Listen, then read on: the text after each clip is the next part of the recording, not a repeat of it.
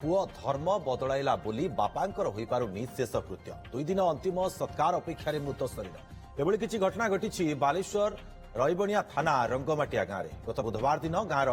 छुटा हांसदांकर मृत्यु होता। सान पुओ भीम हांसदा ख्रीष्ट धर्म ग्रहण करिसेंति तेणु बापा घर पछपटे कबर देवाकू निष्पत्ति नहीं विरोध करिसेंति गाँ लोक। स्थिति बिगिड़ा पर पुओ रायबणिया थाना और राजस्व अधिकारी को अवगत करते एने अनुमति मिलिबा परे भी कौनसी समाधान बाट बाहरी पारुनी कारण भीमंक संपर्कीय माने मध्य कबर देवा निष्पत्ति को विरोध करिसेंति। उभय गोष्ठी मध्य कौनसी समाधान बाट बाहरी न पारिबारु गत बुधवार मृतकंक मर शरीर सेमती घरे पड़ी रही। सिस्टम काम करा हबो सिस्टम काम करते देबे ताको सिस्टम रे करी कोन असुविधा कोन ना हम जेटा सिस्टम करबा कथा सेही सिस्टम रे ही करबा हम कहू तेने तांको नै जे से माने कहू त हम सिस्टम रो करबा बा पुतिबा हम सिस्टम रो काम करबा ए बाकर हम नै कि पुरी थांती तापरे पुता जाई थांता से माने कहले बाकर पूरा अनिया हबनी आ पुता भी जीव नाही ए कथाटा कहिले सी एबे कहि उतंते क्रिश्चियन जदि हेइचंती क्रिश्चियन तांकर धर्म अनुसार जो भया काम करे कथा से भाव काम कले किसी आपत्ति नथिला जेहेतु से हेतु आदिवासी कहते ख्रीष्टान धर्म को जाइए ख्रीष्टान धर्म डॉक्यूमेंट अच्छी आम जाना कि आदिवासी कही ख्रीष्टान भी कही तो आदिवासी भी फायदा नौ ख्रीष्टान सोसाइटी फायदा नौ तो यह भल लगुना झमेला न हो समस्या न हो समस्या भितर जमी किसी असुविधा न हो भितर कथबार्ता चलती अच्छु सजा अच्छु देखिए भितर गोटे सहज पिले वातावरण रही आज डेड बॉडी को से पुतिए कि शो जगह पुतिए देखा पुलिस सजा रही गोटे सृष्टि हुए सजा नेक्स्ट कौन कर। अधिक सूचना पाई अजित दास आम सहयोगी फोनलाइन आम सहित जोड़ी होती। अजित मृत्यु पर भी न्याय पाई पारुनी मर शरीर एठी दुई धर्मर प्रथा भितर बली पड़ जाउछि मर शरीर तेबे कौन समाधान बाट रही कहीं बाहरी पारुनी समाधान बाट कौन दुई धर्म भितर जीत केवल देखो दुई धर्म भितर जीत पाई कि सब बर्तमान जदि कही 30 घंटा उपर बर्तमान शव सत्कार हो पार ना ए घटना घटुची रायबणा थाना अंतर्गत कालिका पंचायत रंगापाटिया ग्राम में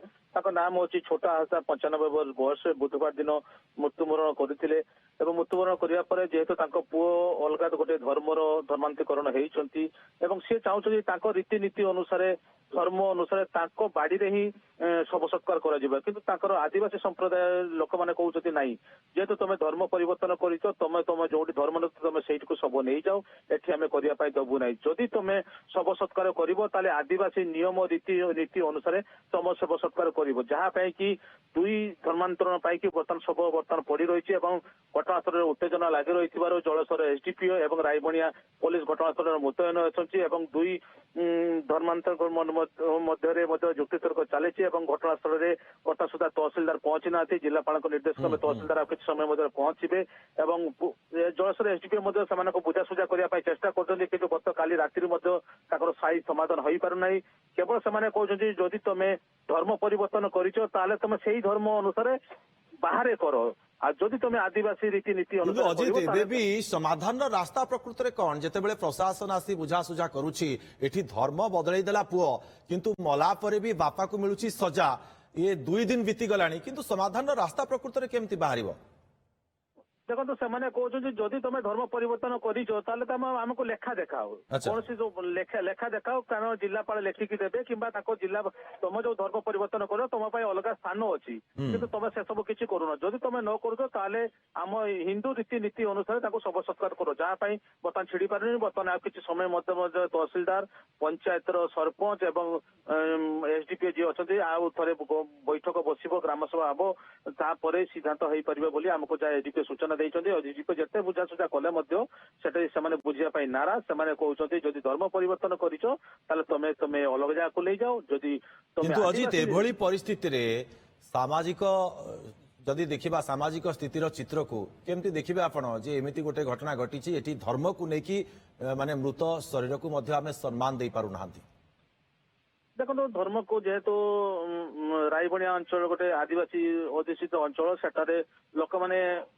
ତାଙ୍କର ରୀତିନୀତି ଅନୁସାରେ ସେମାନେ କହୁଛନ୍ତି। ଏବେ ବି ସେମାନେ ଅନ୍ଧବିଶ୍ୱାସରେ ବୁଡି ରହିଛନ୍ତି, କାରଣ